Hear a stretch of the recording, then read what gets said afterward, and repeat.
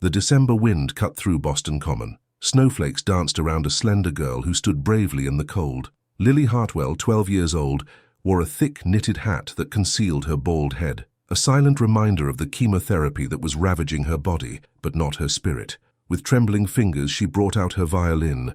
It was an old instrument, worn but with a soul, once the proud possession of her grandfather, a renowned violin maker from Virginia. She placed it under her chin and began to play. The sounds of a traditional American folk song floated across the common, between the majestic buildings of the Boston Public Library and the State House. Passers-by slowed their pace. Some tossed coins into the open violin case at her feet. Others walked on, hurrying toward warmer places.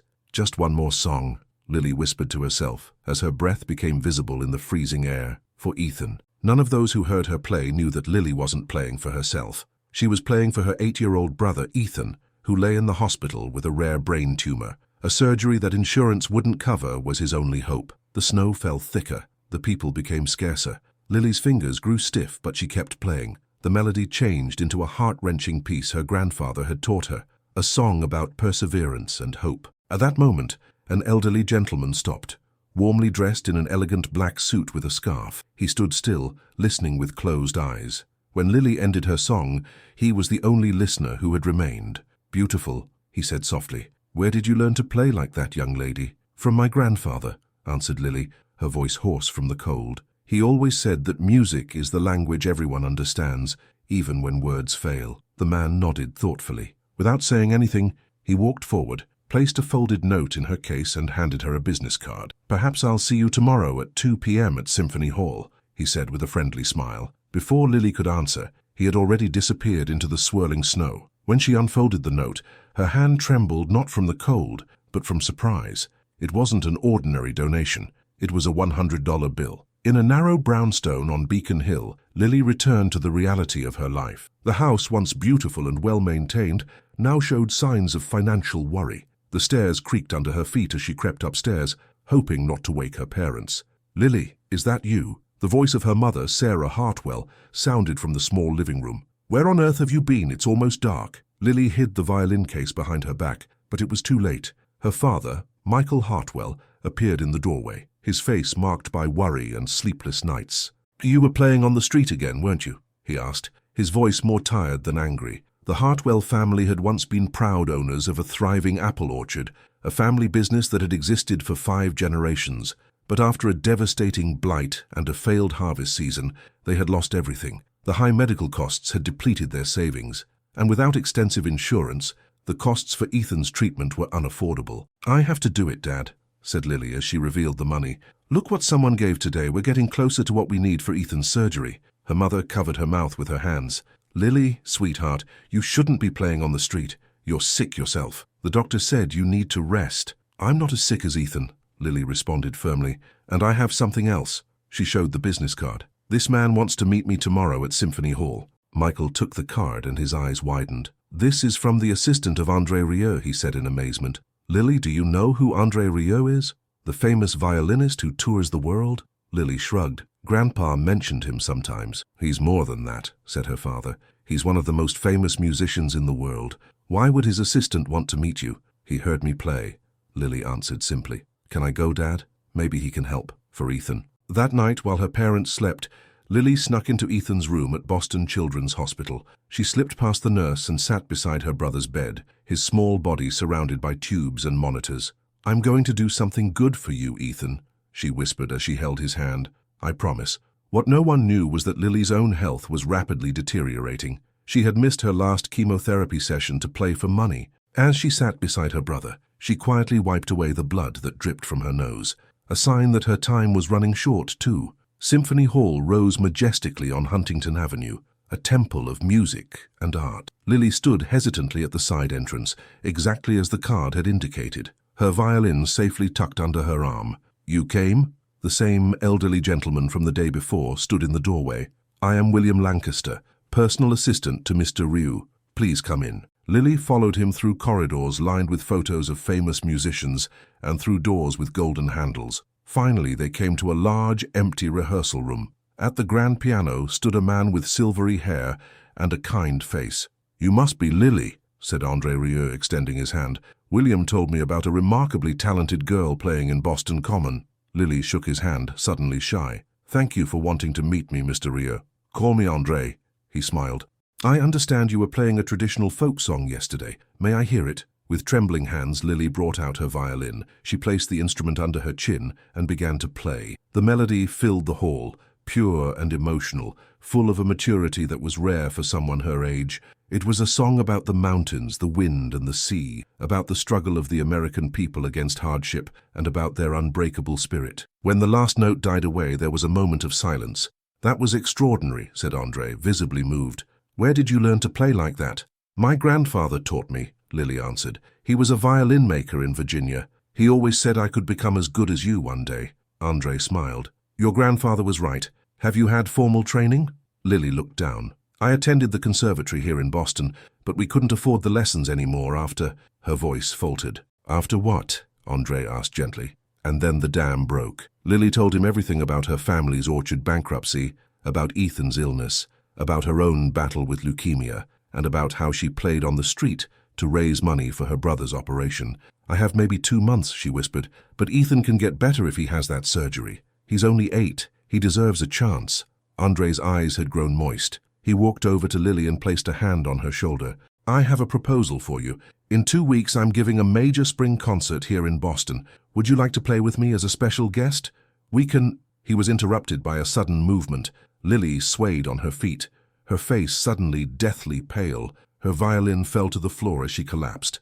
"Lily!" André cried as he sprang forward to catch her. "William, call an ambulance." The emergency team arrived within minutes, their swift efficiency a stark contrast to the artistic world of Symphony Hall. The paramedics moved with practiced precision, checking vital signs, establishing an IV line, asking rapid-fire questions that André and William struggled to answer. "Leukemia," she said, André told the lead paramedic, a woman with kind eyes and steel in her voice.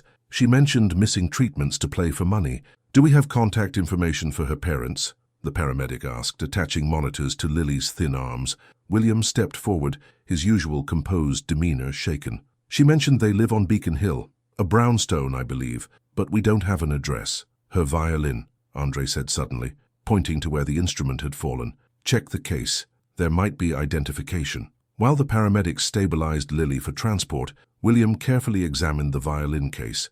In a small pocket inside, he found a worn identification card with an address and emergency contact information. "Got it," he said, quickly dialing the number. The wait seemed eternal. The rehearsal room suddenly transformed from a place of art to a scene of medical emergency. André knelt beside Lily, holding her frail hand as the paramedics worked around him. He had performed in front of royalty, before audiences of thousands, yet never had he felt so utterly helpless.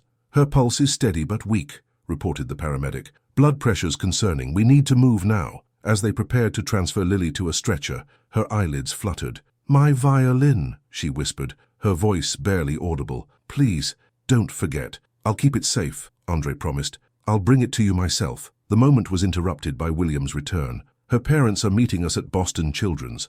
I've arranged for our car to follow the ambulance."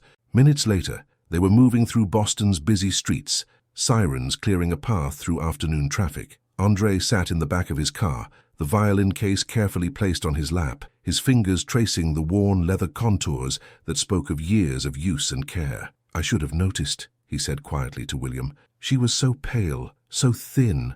I should have seen how ill she was." "You couldn't have known," William replied, his usual pragmatism softened by genuine concern. "She hid it well." "Did you hear her playing, William?" André asked, looking out at the grey Boston skyline. "Such depth of emotion, such maturity." "I did. It was unexpected." "It was more than that," André said. "It was a gift, the kind that comes perhaps once in a generation." The hospital emerged ahead of them, its modern glass architecture reflecting the winter sky. Boston Children's Hospital, one of the most prestigious pediatric medical centers in the world. As they pulled up to the emergency entrance, André saw a couple rushing toward the doors, the man tall and gaunt, the woman smaller, her face a mask of barely contained panic. "The Hartwells, I presume," William murmured. Inside, the organized chaos of the emergency department swirled around them. Lily had already been taken to an examination room, a team of specialists summoned, given her complex medical history. André and William stood awkwardly in the waiting area, out of place in their formal attire, amid the diverse crowd of worried families. Michael and Sarah Hartwell approached them, recognition dawning on their exhausted faces. "You're André Rieu," Michael said, his tone more statement than question. "You were with our daughter?" André nodded, extending his hand. "Mr. Hartwell, I cannot express how sorry I am about what happened. Your daughter was playing for me at Symphony Hall when she collapsed." Sarah Hartwell's eyes filled with tears. "She wasn't supposed to be playing at all. The doctors have been clear. Her body needs rest, not—" Her voice trailed off as she noticed the violin case in André's hands. "She took it again, I should have known." "Please," André said gently, "don't blame yourselves.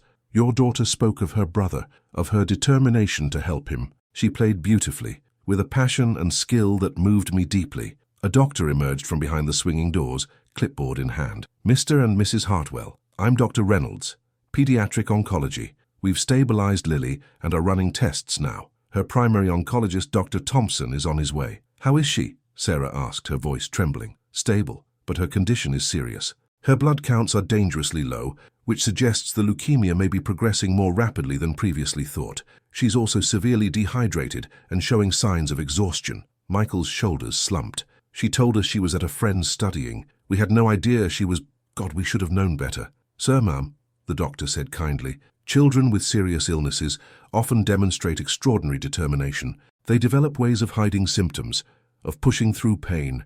It's not uncommon, especially in cases where they're trying to protect family members." André stepped forward. "Doctor, might I ask, what is the prognosis?" Dr. Reynolds glanced at the Hartwells, who nodded their permission. "Lily's form of leukemia is aggressive but treatable. However, she's missed several critical treatments, which has allowed the disease to gain ground. We'll need to adjust her protocol immediately. With proper care and rest, there's still hope, but—" He hesitated. Time is becoming a factor. The brutal honesty of his assessment hung in the air. A child with time running out, not an abstract concept, but a reality standing before them in the form of worried parents and medical urgency. "And her brother?" André asked quietly. "Ethan, I believe she called him." Sarah's hand flew to her mouth. "You know about Ethan?" "Lily told me everything," André explained. "About his tumor, about the surgery insurance won't cover, about why she plays on the street." Michael's face hardened. "We've appealed the insurance decision twice. The procedure is classified as experimental, despite success rates in Europe. Without it—" The unfinished sentence spoke volumes. "May I see her?" André asked. "I promised to bring her violin." The doctor hesitated. "She's resting now, and family usually takes priority." "Please," Sarah interrupted. "If Lily woke and asked for her violin, I'm not surprised. That instrument was her grandfather's. It means everything to her. Let him bring it." With the doctor's reluctant permission, André was led through the winding corridors of the pediatric wing. The walls were painted with cheerful murals, underwater scenes with smiling fish, forests with friendly animals, space vistas with cartoon astronauts waving from rocket ships. Attempts to bring brightness to a place where too many children faced darkness. Lily's room was private, a benefit of her serious condition rather than privilege. She lay small and still, amid a tangle of tubes and wires, monitors beeping a steady rhythm beside her. Her skin was nearly translucent, blue veins visible beneath, her chest rising and falling with shallow breaths. André approached slowly, the violin case clutched in his hands. He placed it gently on the bedside table and sat in the chair beside her. For a long moment, he simply watched her breathe, this child who had moved him so deeply with her playing, her courage, her selflessness. "I once believed," he said softly, though he wasn't sure she could hear, "that music was the most powerful force in the world, that nothing could match it for bringing people together, for healing wounds, for expressing what words cannot. But today I witnessed something even stronger, the love of a sister for her brother, the willingness to sacrifice everything." He reached out hesitantly, then gently took her hand. It felt impossibly small in his, fragile as a bird's wing. "Rest now, Lily. Save your strength. Your violin is safe here, waiting for you." Her eyelids fluttered but didn't open, yet her fingers moved slightly in his, as if trying to find position on violin strings even in sleep. Outside in the corridor, André found the Hartwells speaking with another doctor, older, more severe in appearance, with a name badge identifying him as Dr. Thompson, head of pediatric oncology. "Mr. Rieu," Michael said, gesturing him over.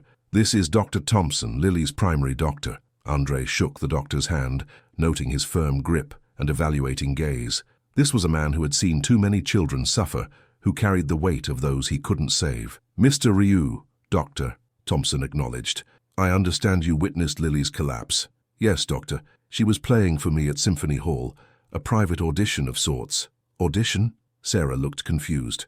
"I was considering inviting her to perform with me at my upcoming concert," André explained. "Her talent is exceptional." Dr. Thompson's expression didn't change. "Mr. and Mrs. Hartwell, I've reviewed Lily's latest tests. The situation is concerning. Her white blood cell count is dangerously elevated, platelets critically low. She's at high risk for infection, bleeding, further organ stress. We need to begin an aggressive treatment protocol immediately." "And Ethan?" Michael asked, though he clearly knew the answer already.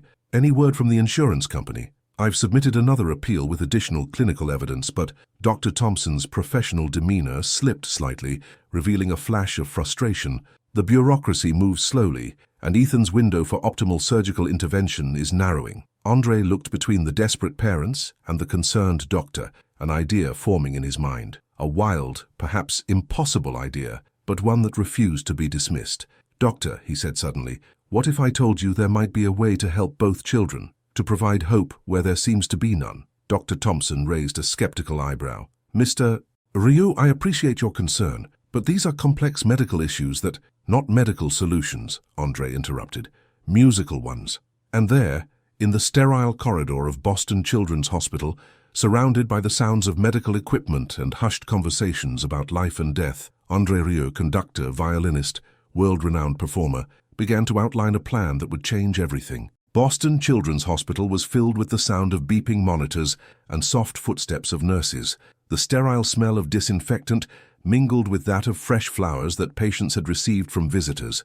In a private room on the pediatric oncology floor lay Lily, her skin translucent and paler than the white sheets around her. An IV dripped medicine slowly into her fragile arm, while monitors recorded her weakened vital signs. Her parents, Michael and Sarah Hartwell, sat on either side of her bed. Michael's once robust frame, shaped by years of working in the orchards, now seemed sunken. Sarah's fingers nervously twisted the worn gold wedding ring on her finger, a habit she had developed since her children's diagnoses. Through the large window overlooking Boston's skyline, the afternoon sun cast long shadows across the room. Outside, the world continued its normal rhythm, cars honking, people rushing to appointments, the distant sound of sirens. But within these walls, time seemed to move differently. Each second marked by the steady beep of monitors, each minute stretched by worry. A nurse had come by earlier to adjust Lily's medication, her practiced movements gentle but efficient. She had smiled kindly at the Hartwells, offering words of encouragement that had become a familiar refrain in the weeks since diagnosis. "She's a fighter, your girl, the strongest I've seen." Michael had nodded silently, his throat too tight for words. How many times had they heard such well-meaning platitudes? How many times had they clung to them like lifelines in a storm? Outside in the corridor, the sounds of the hospital continued. The squeak of cartwheels, the occasional page over the intercom, the hushed conversations of medical staff. This building had become their second home, its rhythms and routines as familiar as those of their Beacon Hill brownstone. Sarah had brought Lily's favorite blanket from home, a patchwork quilt her grandmother had made, now carefully draped across the foot of the hospital bed. Small touches of home in this sterile environment. On the windowsill stood a small, worn teddy bear that had once belonged to Ethan, given to Lily as a gesture of solidarity between siblings fighting their separate battles against disease. A soft knock on the door interrupted the tense silence. The door opened slowly, and André Rieu stepped in, his silver hair perfectly combed, dressed in a stylish dark blue suit. Behind him stood William, his faithful assistant, with a concerned expression on his face.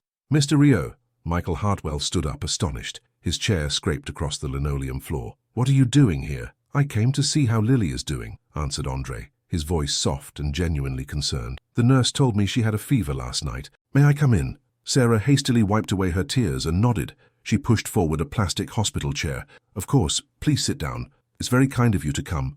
André took a seat, his normally confident demeanor now careful and respectful in this space of sorrow and hope. William remained discreetly by the door, a folder firmly tucked under his arm. The contrast was striking, André's elegant appearance against the stark utilitarian backdrop of the hospital room. Yet there was nothing affected about his manner. He leaned forward, genuine concern etched on his face as he looked at Lily's sleeping form. "We didn't expect to see you again," Michael said, his voice low to avoid waking his daughter. After what happened at Symphony Hall, I could not stay away, André replied simply. Not after meeting someone so special. Sarah offered a thin smile. You probably meet remarkable people all over the world, Mr. Rieu. André shook his head. Not like Lily. There is something rare in her playing, a quality that cannot be taught. He paused, his eyes drifting to the monitors tracking Lily's vital signs. My mother used to say that music comes from the soul, not the fingers. Lily's soul speaks clearly through her violin. Her grandfather taught her, Michael said, a hint of pride breaking through his exhaustion. He was a master craftsman, made that violin she plays. Took him months. I could tell it was a special instrument. André nodded. The tone is extraordinary. He gave it to her on her 7th birthday, Sarah added, her voice softening with the memory. Said he'd never seen anyone with such natural talent. Even then she could make it sing. A comfortable silence fell as they all watched Lily sleeping. The steady rhythm of her breathing, shallow but regular, the only sound in the room. The doctors told us she has been skipping her chemotherapy, said Michael suddenly. His voice broke mid-sentence. He took a deep breath to control his emotions. 3 sessions. She told us nothing, said she was studying with friends while in reality, he looked away, his large hands clenched into fists of frustration and helplessness. While she was playing on the street for money, André completed the painful truth. For her brother, for Ethan, Sarah nodded, her American accent thicker with emotion. She has always looked after him, since he was little. When they both got sick, she promised him that everything would be all right. Her voice broke. But how can everything be all right when we can't save either of them? André leaned forward, his eyes reflecting a compassion born from understanding rather than pity. Sometimes children see possibilities that we adults have forgotten to believe in, he said softly. Their hope is not burdened by experience. Hope doesn't pay for experimental surgeries, Michael said bitterly, immediately looking regretful for his tone. I'm sorry, that was... No need to apologize, André assured him. You are right. Hope alone is not enough, but it is where everything begins. William shifted uncomfortably by the door, glancing at his watch. André noticed but gave a subtle shake of his head. Time, schedules, appointments, commitments, those could wait. This moment could not. Where is Ethan now? André asked softly. 2 floors above in the neurology department, answered Sarah, pointing to the ceiling. The tumor is pressing on his brainstem. The doctors say if he isn't operated on within a month, she couldn't finish the sentence. The words caught in her throat. Michael took over, his voice clinical, as if distance from the emotional reality was the only way he could speak of it. The procedure is new, developed at Johns Hopkins. Insurance won't cover it because it's classified as experimental. We've appealed twice. How much? André asked directly. Michael named a figure that made William inhale sharply from his position by the door. Without it, Sarah whispered, they give him weeks, maybe a month. Her hand trembled as she smoothed an invisible wrinkle on Lily's blanket. We've sold everything. The house is mortgaged beyond its value. We've started online fundraising, but it's too slow, Michael finished. Time is the one thing we don't have. The weight of their situation filled the room. 2 children both fighting for their lives. Parents stripped of everything. Resources, security, even the luxury of hope. A subtle movement drew their attention. Lily's eyelids fluttered open. Her blue eyes, once vibrant but now faded by illness, slowly focused. André, she whispered, her voice barely audible. André moved his chair closer and took her small hand carefully in his. Her fingers, once so nimble on the violin strings, now felt fragile as old parchment. I'm here, Lily, he said softly. I'm sorry I fainted, she said, struggling to sound stronger than she was. I didn't mean to disappoint you. Can I still play with you at the concert? The hope in her voice was heartbreaking. You could never disappoint me, André assured her. You played beautifully. Lily's eyes moved to her parents, then back to André. Did they tell you about Ethan? Yes, they did. I'm getting close to having enough money, she said, with a determination that belied her frail condition. Just a few more days playing and I'll... Lily, Sarah interrupted gently. The doctor says you need to rest now. Frustration flickered across Lily's pale features. But Ethan can't wait. His operation... We'll find another way, Michael promised, though the hollowness in his voice betrayed his lack of conviction. Lily turned her gaze back to André, her eyes suddenly sharp with a clarity that seemed beyond her years. You understand, don't you? Music isn't just notes. It's power. It can make people feel things, do things.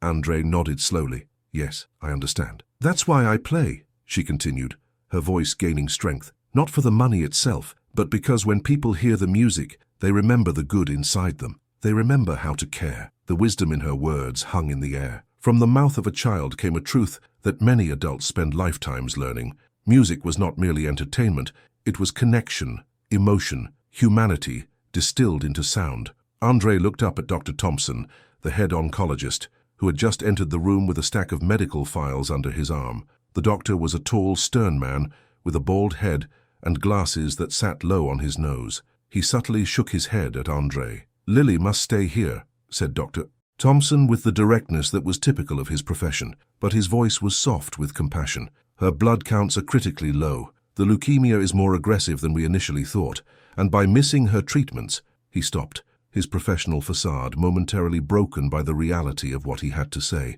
"But Ethan's surgery," protested Lily weakly, trying to sit up, but falling back into the pillows. "We're almost there. With what I earned and André's donation, we're getting close." Sarah sobbed quietly, her face hidden in her hands.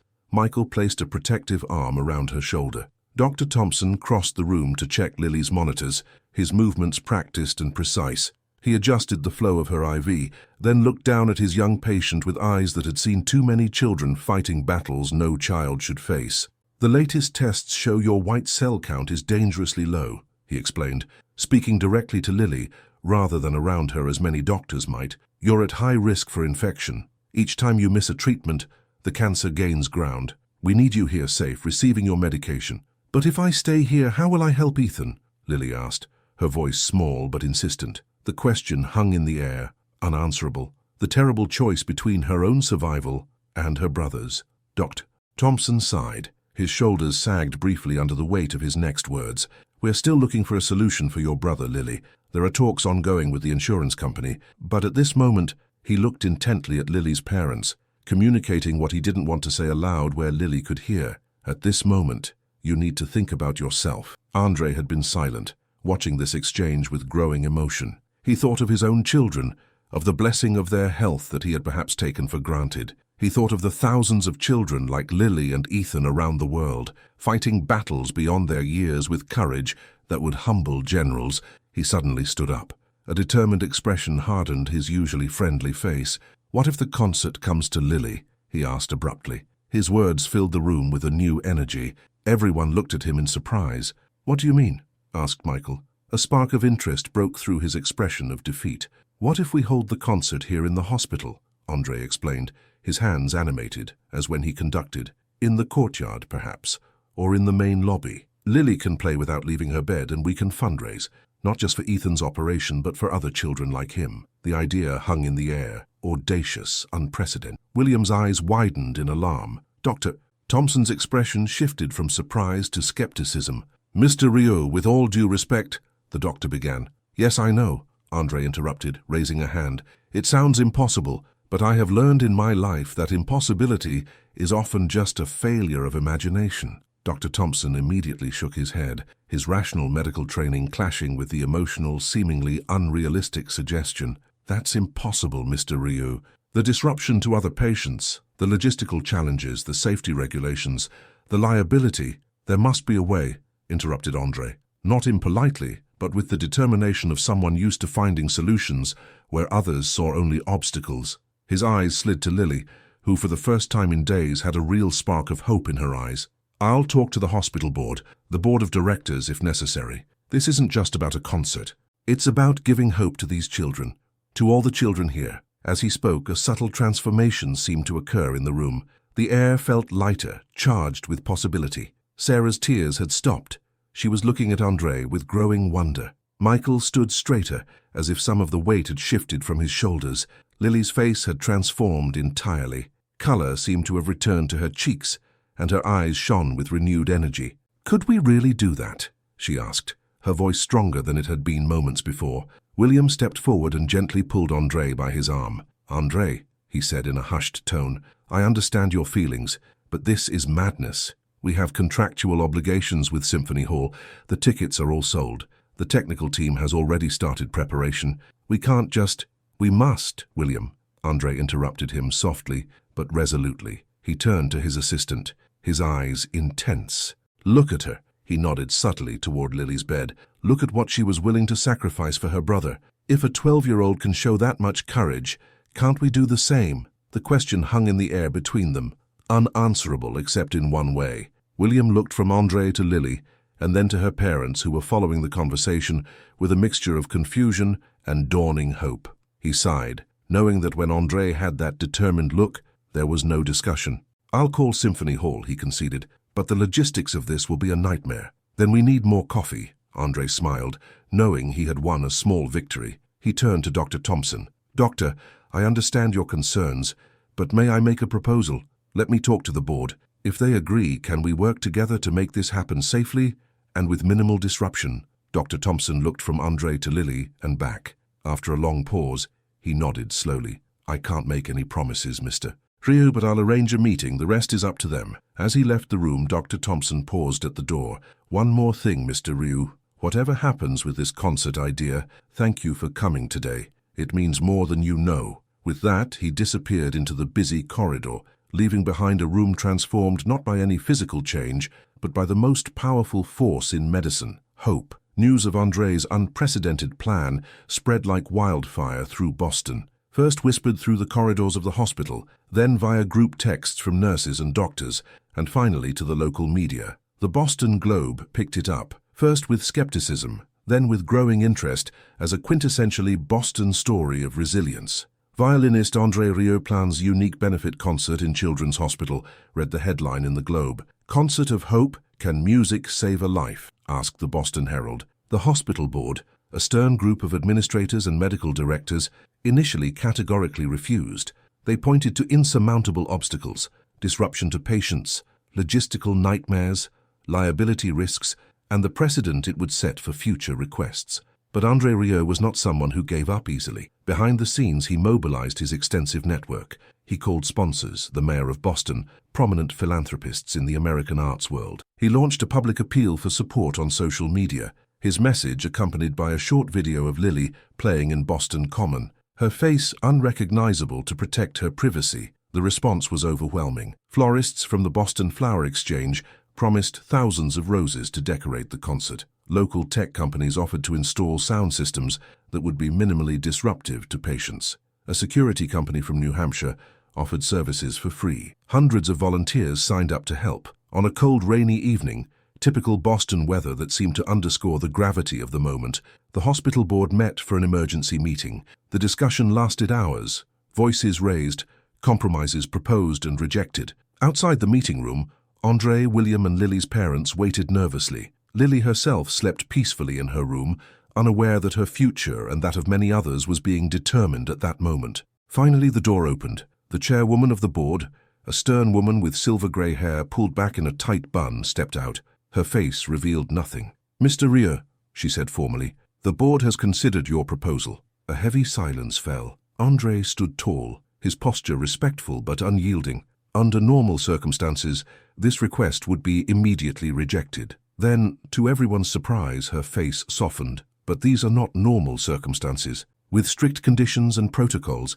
and with the guarantee that the care of our patients will not be compromised in any way, the board has decided to allow your concert. A wave of relief washed over the small group. Michael and Sarah embraced each other. Tears flowed freely. "Thank you," said André simply, but his eyes spoke volumes. "Don't thank me," replied the chairwoman. "Sometimes even the most rigid systems must bend for the humanity they are meant to protect. You have 1 week, Mr.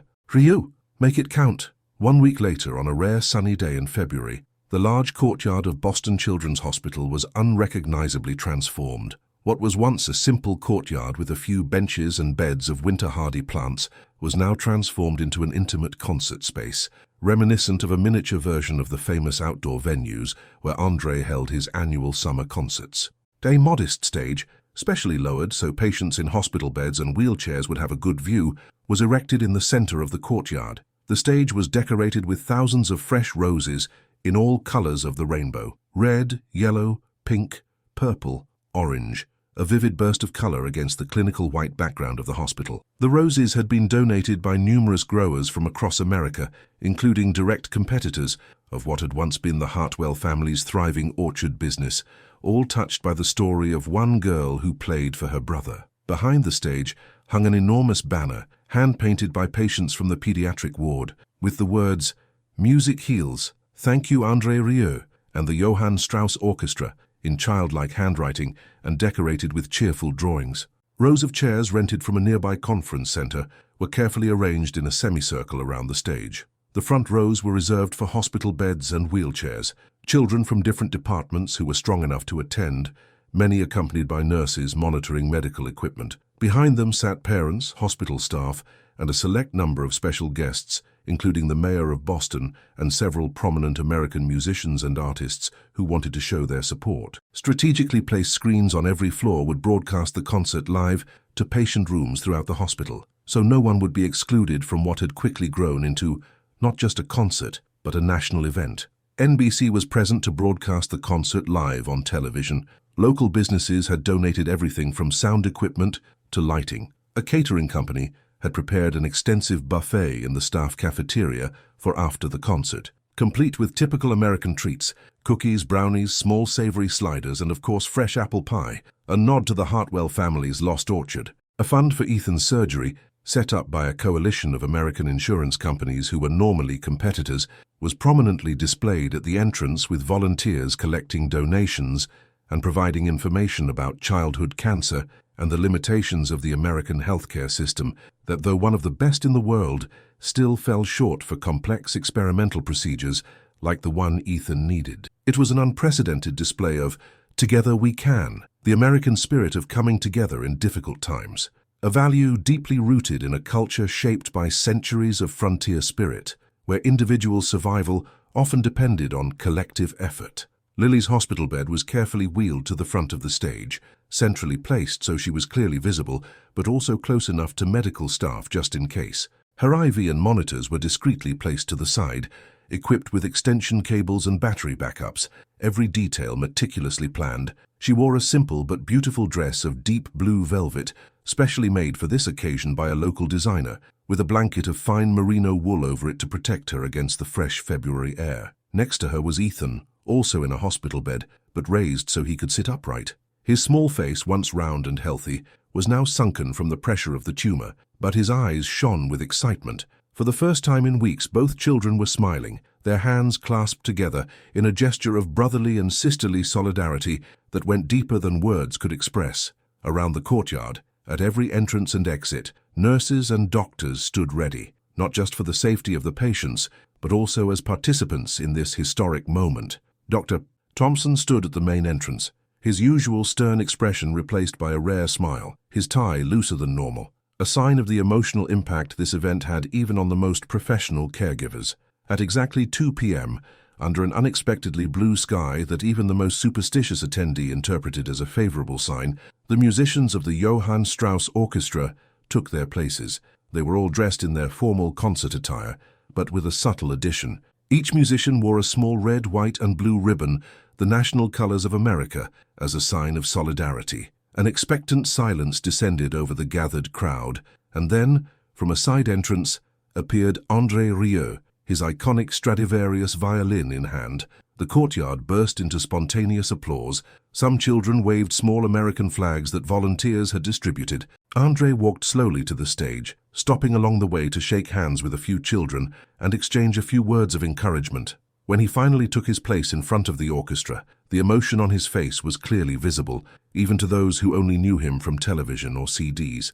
"Good afternoon, Boston," he began, his voice lightly trembling. "Good afternoon, America." He paused, looking slowly around at the gathered faces, each with its own story of struggle and hope. "In my long career, I have had the privilege of playing in many special places, in great concert halls, in historic squares, in royal palaces, but never have I played in a place that held more meaning, more dignity, and more true beauty than this courtyard. Among these extraordinary children and the dedicated people who care for them." A soft murmur of approving applause rose, quickly falling silent again to let him continue speaking.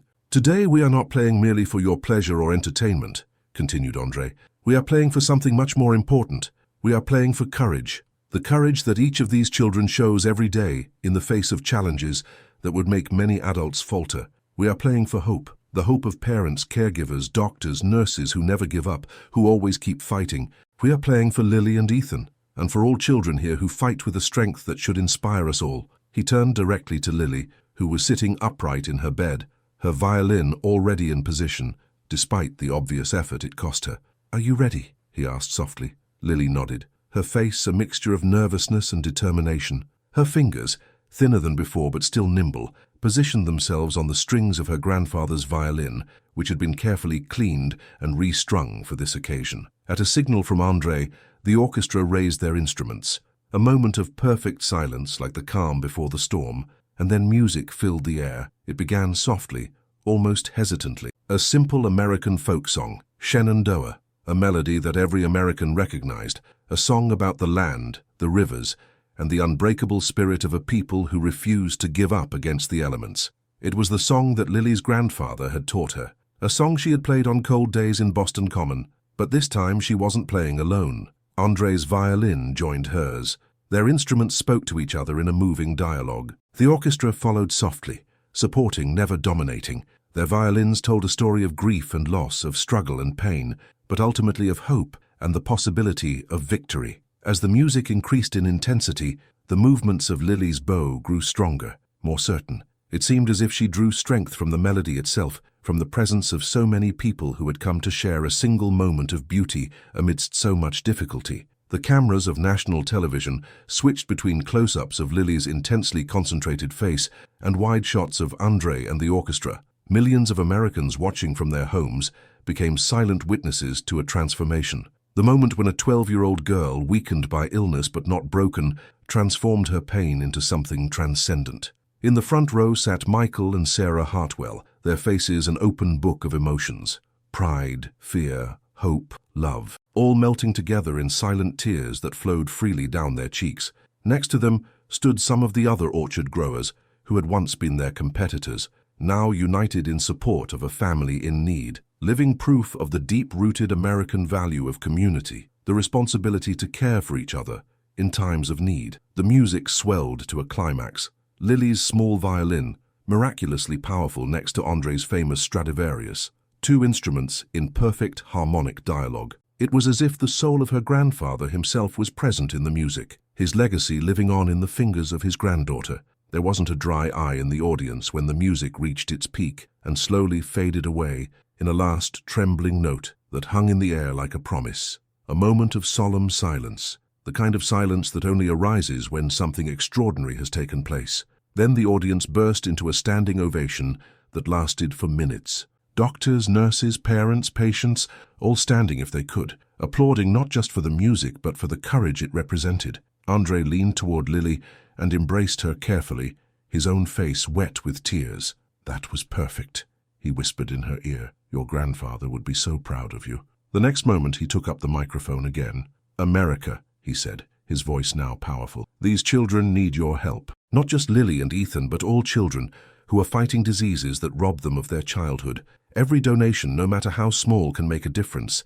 Change a life, give a family hope." The response was immediate and overwhelming. Even before he had finished speaking, phones in the audience lit up with text donations to the special number displayed on the screens. The website of the fund, projected behind the orchestra, showed a live tally of donations coming in. The numbers rose so quickly that the technician had trouble keeping up. Local businesses, inspired by the moment, announced contributions on the spot. The director of a major American bank, present as a special guest, stood up and took the floor, promising a substantial donation as seed capital for a new fund for children like Ethan, whose treatments fell outside standard coverage. The most surprising moment, however, came when André put down his violin, crossed the stage to Lily's bed, and pulled a large envelope from his pocket. "Lily," he said, his voice softer now, personal, "before we continue, I have a letter for you. A letter I actually received yesterday but wanted to save for this moment." He opened the envelope and took out an official-looking document, decorated with the emblem of the New England Conservatory of Music. "This is a letter from the New England Conservatory." Lily's eyes widened. A spark of their old vivacity returned. "They write," continued André, "that they are impressed by your talent and perseverance, qualities that are essential for any true musician. They are offering you a full scholarship to study with them as soon as you are well enough to do so. Your talent, they write, is too special to be lost." Lily's tears now flowed freely. "But what if I don't get better?" she whispered, her voice so soft that only André and those very close to her could hear it. André took her hand, his gaze intense and penetrating. "You are going to get better, Lily. Do you know why?" Because you're an American fighter, like your grandfather, like all the people who came before us in this country we built with our own hands. And now, he gestured to the gathered crowd, to the cameras capturing this moment for millions, now you have all of America standing behind you. As he spoke, the screens showed images of people watching across America, families in their living rooms, groups in cafes, even a large screen in Boston's Copley Square where a crowd had gathered. The entire country was watching, united by the story of one brave girl. The concert continued, a carefully compiled program of pieces that were both accessible to the young patients and deeply meaningful to the adults. André led his orchestra with his usual charisma, but with an extra layer of emotion that permeated every note. By the end of the concert, the fund for Ethan's operation had not only reached the required amount, but had far exceeded it, enough to help other children in similar situations as well. It was a financial success that was surpassed by the emotional effect, the hope and solidarity that were evoked in a hospital that too often witnessed only struggle and loss. 6 months later, on a warm summer evening, Lily stood on the stage of Symphony Hall, the crown jewel of Boston's classical music world. Her hair was finally growing back in soft blonde curls, her cheeks filled with a healthy color that contrasted sharply with the pale figure she had been half a year earlier. She wore a simple but elegant blue dress, her grandfather's violin firmly tucked under her chin. Next to her sat Ethan on a chair, no longer in a hospital bed, but upright and alert, with only a small scar on his scalp as a reminder of the operation that had saved his life. His tumor had been completely removed through a groundbreaking procedure that had been performed by a team of American and European neurosurgeons. Funded by the foundation that had grown out of one concert in a hospital courtyard, André Rieu stood before them, his orchestra arranged on the stage. The audience, a sold-out hall full of people of all ages and backgrounds, waited in tense anticipation. "Ladies and gentlemen," began André, his voice filling the perfect acoustics of the historic hall, "it is a great honor to have two very special guests with us tonight. Some of you may recognize them from the concert we held earlier this year, a concert that changed many lives, not least of which my own." He paused, emotion momentarily interrupting his voice. "I present to you the future of American music, Lily Hartwell." As she placed her violin under her chin, Lily looked up briefly, thinking of her grandfather and of the long road she had traveled. Then she began to play, no longer for coins in the cold, but for the pure joy of music and for the hope she had found when she least expected it. In the front row, her parents applauded, their faces radiant with pride. Michael, now upright and strong again, and Sarah, whose face bore the traces of a severe trial, but also a renewed confidence. Next to them stood a basket of multicolored apples, the first harvest of their newly started orchard business, rebuilt with help from the community, and now the official fruit supplier for all of André Rieu's concerts in New England. The music that Lily played was the same melody she had played that cold day on Boston Common, but now it was different, richer, deeper, imbued with the wisdom and gratitude of someone who had looked into the abyss and come back to tell about it. Her doctors, including Dr. Thompson, sat in places of honor, not as medical professionals but as friends and supporters. The nurses who had cared for her for months cheered the loudest. In a special section sat other children from the hospital, many still in treatment, but here to witness what was possible, what hope could do. When the last note died away, the audience burst into deafening applause. André stepped forward and embraced both Lily and Ethan, three figures connected by more than just music. "This," he spoke into the microphone, "is what America stands for. Not just amber waves of grain and purple mountain majesties, but caring for each other when times get tough, leaving no one behind, being stronger together than alone." He addressed Lily. "Your violin brought you here, but your heart, your courage, those brought all of us together. Thank you for showing us that one person, even a little girl with an old violin, can inspire an entire nation." Sometimes, Lily realized as she looked at the audience standing to applaud for her, the darkest moments of despair give way to the brightest light of hope. And that hope, like the music they played, speaks a language everyone can understand.